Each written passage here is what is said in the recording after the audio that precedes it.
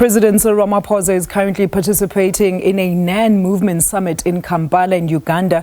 The president will also attend the inauguration of the DRC President on Saturday. And for more on this, we are joined by SABC News International Editor Sophie Mokoena. Sophie, good evening. Look, the NAN-aligned movement comes at the time when there are many global challenges. Let's look at the war in Gaza. Is the summit going to discuss this war?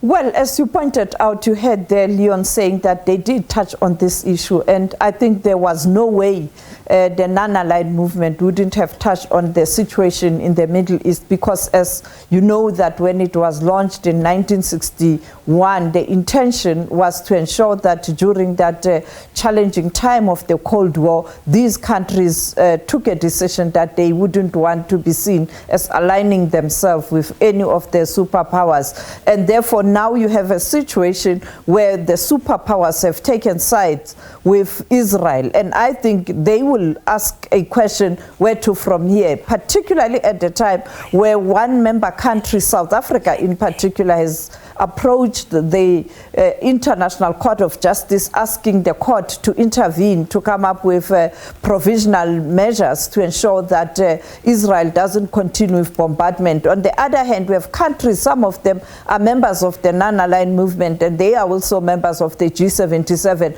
who have supported South Africa on this court challenge. But secondly, they have even indicated that they will also make their own submissions. Other countries even saying South Africa must be given a peace prize, a Nobel Peace Prize, for ensuring that they use the available multilateral system and means to ensure that you bring an end to that conflict in the Middle East. As you know, that the International Court of Justice is a UN organ, and therefore if the Security Council and the General Assembly cannot come up with a solution to stop a genocide, that's the responsibility of the all member countries to take that matter to the International Court of Justice to seek clarity or to ask the court to come up with the provisional measures. And this is what South Africa has done. But perhaps let's take a listen at what the president said about South Africa participating in the non-aligned movement. And remember, before ANC took power in 1994, in 1961, the African National Congress, then with exile cadres, they did participate at the non-aligned movement in Banjul. And let's take a listen. We're dealing with a stage here that has become emboldened because of the high level of support they receive from Western governments, particularly the United States. And the United States, administration after administration, has emphasized that they have a special relationship with Israel. And so this has allowed this one state to continually defy the United Nations and all the recommendations that have been made. They've defied the Security Council resolutions that ordered them to stop settlement building. So it's true, we do seem to have a rogue state here that may well defy the orders of the ICJ if it goes against them. On the other hand, all the other member states will not accept that. They certainly will not tolerate that on the principle that it's their court. It's exactly like our court. People will be, flabbergasted if individuals do not obey the order of our constitutional court. So member states generally do obey the order of the ICJ. Well, that was the chair of the commission, the UN Commission of Inquiry on Palestine and Israel, Dr. Nevi Pillay. As you know that on the 19th of February, this ICJ will be hearing the matter from this commission. The commission was set up by the United Nations, and the commission made a recommendation, and therefore those recommendations, the UN took a decision to take these recommendations to the International Court of Justice to seek clarity on certain matters. But there Dr.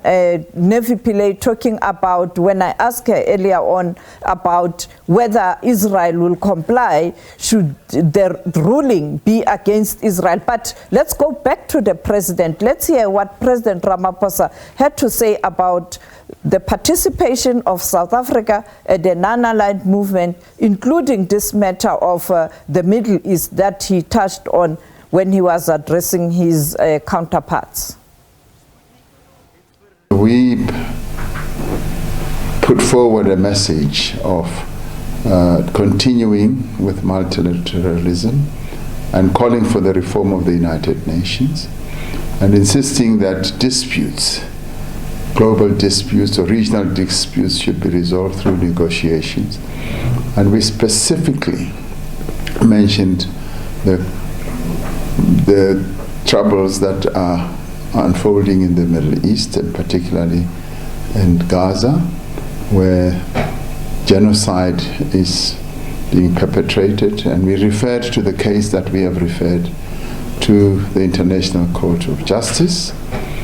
And we also did say that South Africa, concerned about what is happening there, particularly the humanitarian situation, has called for a ceasefire and has called for the resumption of negotiations that will lead to the recognition of the two states, Israel and Palestine, in accordance with the 1967 boundaries. And we've also called for the release of hostages, as well as the release of prisoners. And we as South Africa have donated money to the United Nations Refugee Agency to assist with the humanitarian situation there. And we've also donated money to the United Nations Human Rights Commission, which is trying to help the people of Gaza to deal with the horrendous situation that is facing them right now. And we want the genocide to stop. Hence, we went to the International Court of Justice.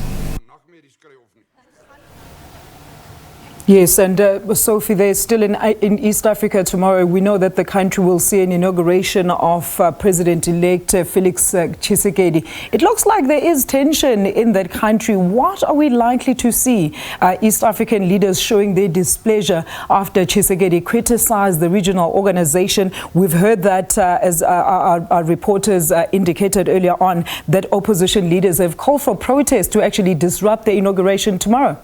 Yes, you are correct. You know, I spoke to the current president, the incoming president, when he was contesting elections during the first term.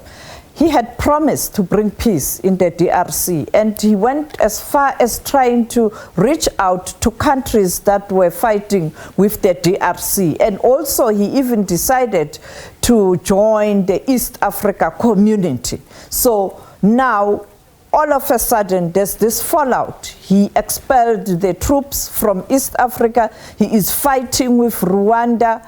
And now there's tension between DRC and East Africa. And therefore, the question is how many leaders from East African community will attend this inauguration? We know from SADC you might see many leaders going there. We are told the president will also be going to the DRC. I mean, it's close by. He is currently in Uganda. He will be flying to Kinshasa. But the reality is there's tension. And the question is, how is SADC going to ensure that this tension between the DRC and the regional organization doesn't become a bigger problem, particularly in relation to the Great Lakes region?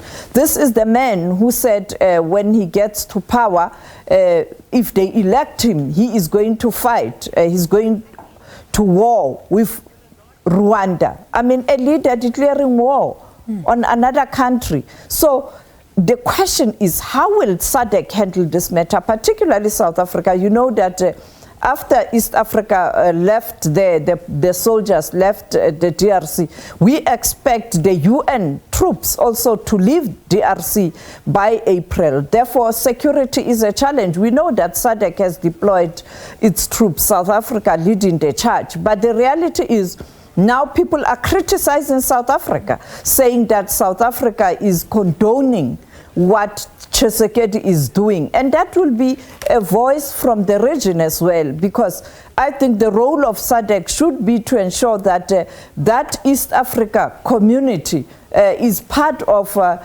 solution in terms of the Great Lakes region and the DRC matters. And therefore, I think the president and other leaders from the SADC region will have to find a way how they become mediators rather than being seen as taking sides in the divided nation in the DRC. And as you pointed out, those protests, we'll see tomorrow whether people will be able to even start the protest, because I think he is going to unleash the soldiers in the streets. And therefore, we have our reporter there, and he will continue. Our correspondent there, Chris Okamrenga, will be there, and we will definitely carry the story and will continue to reflect on what's happening in the DRC tomorrow, starting from Morning Live with all those updates.